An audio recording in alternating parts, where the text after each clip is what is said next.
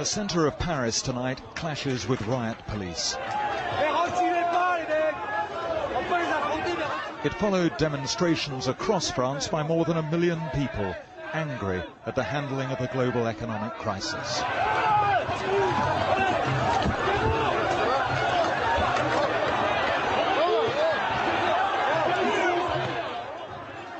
There were repeated baton charges, and after fires were started in some of Paris's best-known boulevards, police used tear gas.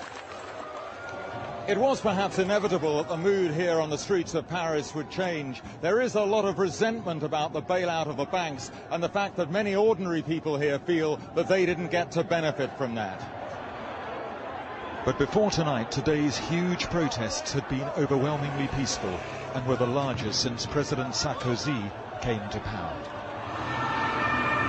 This had been billed as Black Thursday, when France would be shut down by a general strike.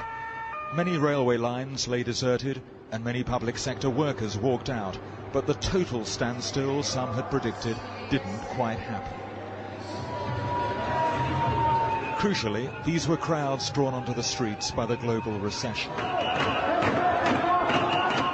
More than 1 million people were on the streets across France, marching against the policies of President Sarkozy. There is simmering resentment here that the people who caused the recession are the ones being bailed out. They're giving away billions to banks, and they're not taking into account the problems of the common people.